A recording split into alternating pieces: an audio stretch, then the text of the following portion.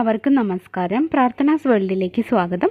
ഇന്ന് ഞാൻ വന്നിട്ടുള്ളത് കൃഷിയെ ഇഷ്ടപ്പെടുന്ന, ഗാർഡനിങ് ഇഷ്ടപ്പെടുന്ന എല്ലാ കൂട്ടുകാർക്കും ഹെൽപ്ഫുള്ളായിട്ടുള്ള ഒരു കൊച്ചു ടിപ്പുമായിട്ടാണ്.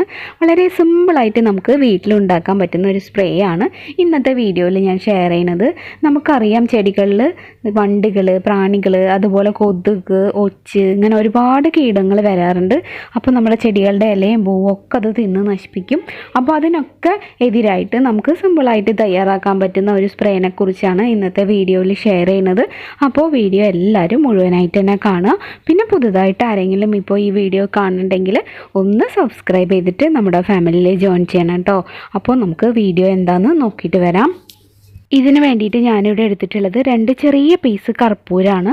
കർപ്പൂരം എല്ലാവർക്കും അറിയുന്നതല്ലേ, നമ്മൾ ഭഗവാന് ഇങ്ങനെ പൂജയൊക്കെ ചെയ്യുമ്പോഴൊക്കെ യൂസ് ചെയ്യുന്ന കർപ്പൂരം തന്നെയാണ്.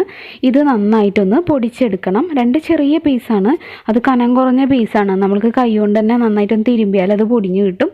അതല്ലെങ്കിൽ എന്തെങ്കിലും വെച്ച് നിങ്ങൾ പൊടിച്ചോളൂ. നിങ്ങൾക്ക് കിട്ടുന്നത് എങ്ങനെയാണ്, സ്ട്രോങ് ആയിട്ടാണോ എന്ന് അറിയില്ലല്ലോ.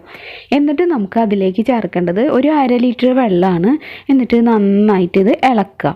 ഇളക്കിയ ശേഷം ഇപ്പം തന്നെ നമുക്ക് മൂക്കിലേക്ക് നല്ല സ്മെല്ല് വരുന്നുണ്ട്. ഈ കർപ്പൂരത്തിന് അത്രയ്ക്ക് സ്മെല്ലാണ്. അപ്പോൾ നമ്മൾ നന്നായിട്ട് മിക്സ് ചെയ്ത ശേഷം ഇത് 1 മണിക്കൂറോളം അടച്ച് വയ്ക്കണം. കർപ്പൂരം അങ്ങനെ പെട്ടെന്ന് നമ്മുടെ ആ വെള്ളത്തിൽ അങ്ങനെ അലിയൊന്നുമില്ല. അതിൻ്റെ ആ ഒരു സ്മെല്ല് കുറച്ച് സമയം നന്നായിട്ട് ഇങ്ങനെ കെടുക്കുമ്പോൾ അതിലോട്ട് വരാൻ തുടങ്ങും. അങ്ങനെ നമ്മൾ ഒരു 1-1.5 മണിക്കൂർ അങ്ങനെ വെച്ച ശേഷം അത് നന്നായിട്ടൊന്ന് അരിച്ചെടുക്കുക. അത് ഫുള്ളായിട്ട് അലിയില്ലല്ലോ, അപ്പോൾ അതിൻ്റെ തരികളൊക്കെ കെടുക്കുന്നുണ്ടാവും. അപ്പോൾ നമുക്ക് സ്പ്രേ ആയിട്ട് ചെയ്യുമ്പോൾ അത് സ്പ്രേ ബോട്ടിൽ അടഞ്ഞിരിക്കാനുള്ള സാധ്യതയുണ്ട്. അതുകൊണ്ടാണ് നമ്മളത് അരിച്ചെടുക്കുക എന്ന് പറയുന്നത്. ഇത് അരിച്ച ശേഷം നമുക്ക് സ്പ്രേ ബോട്ടിലാക്കാം.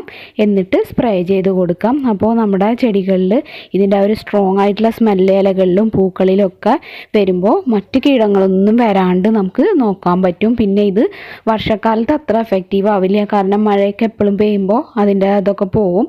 ഇപ്പോൾ നമുക്ക് വേനൽക്കാലത്തൊക്കെ എപ്പോഴും നമുക്ക് ചെയ്യാൻ പറ്റുന്നതാണ്. ഒരു ഈവനിങ് ടൈമിലൊക്കെ ചെയ്താൽ മതി. അപ്പോൾ അതിൻ്റെ ഒരു നല്ല സ്മെല്ലുകൊണ്ട് തന്നെ കീടങ്ങളൊക്കെ പോകണമെന്ന് നിങ്ങൾക്ക് കാണാൻ പറ്റും.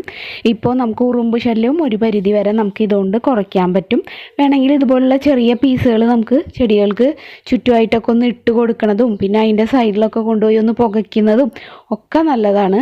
അപ്പോൾ പുകയ്ക്കുമ്പോൾ ഒരു കാര്യമുണ്ട്, നമ്മൾ തീ ആളി പടർന്നിട്ട് ആ ചെടിയിലേക്കൊന്നും വരരുത്. അതിൻ്റെ സൈഡിലൊക്കെ ഒന്ന് പുകച്ചു കൊടുക്കുക ഇടയ്ക്കൊക്കെ. അപ്പോഴും അവിടെയൊക്കെ നല്ല സ്മെല്ലുണ്ടാവും. പൊതുവെ കീടങ്ങളും ഇങ്ങനെ ചെറിയ ചെറിയ ഈച്ചകളൊക്കെ പോകാനായിട്ട് ഇത് ഹെൽപ്പ് ചെയ്യും. ഇന്ന് പറഞ്ഞ ഈ ഒരു കൊച്ചു ടിപ്പ് നിങ്ങൾക്ക് എല്ലാവർക്കും ഹെൽപ്ഫുള്ളാവുമെന്ന് വിചാരിക്കുന്നു. വീഡിയോ ഇഷ്ടമായിട്ടുണ്ടെങ്കിൽ തീർച്ചയായും ഈ വീഡിയോനൊരു ലൈക്ക് തരിക. നിങ്ങളുടെ അഭിപ്രായങ്ങളൊക്കെ കമൻറ്റിലൂടെ അറിയിക്കുക. ഈ വീഡിയോ നിങ്ങളുടെ ഫ്രണ്ട്സിനും റിലേറ്റീവ്സിനും ഒക്കെ ഒന്ന് ഷെയർ ചെയ്ത് കൊടുക്കുക. പിന്നെ പുതുതായിട്ട് ആരെങ്കിലും നമ്മുടെ ചാനൽ കാണുന്നുണ്ടെങ്കിൽ ഒന്ന് സബ്സ്ക്രൈബ് ചെയ്തിട്ട് നമ്മുടെ ഫാമിലിയിൽ ജോയിൻ ചെയ്യുക കേട്ടോ. സബ്സ്ക്രൈബ് ചെയ്യുമ്പോൾ ബെല്ലൈക്കൺ ക്ലിക്ക് ചെയ്യാനും അതിന് നേരെയുള്ള ഓൾ എന്നുള്ളൊരു ഓപ്ഷൻ എനേബിൾ ആക്കാനും മറക്കരുത്. എന്നാലേ കറക്റ്റായിട്ട് നോട്ടിഫിക്കേഷൻസൊക്കെ കിട്ടുള്ളൂ. അപ്പോൾ ഇന്നത്തെ വീഡിയോ കണ്ട എല്ലാ കൂട്ടുകാർക്കും ഒരുപാട് നന്ദി.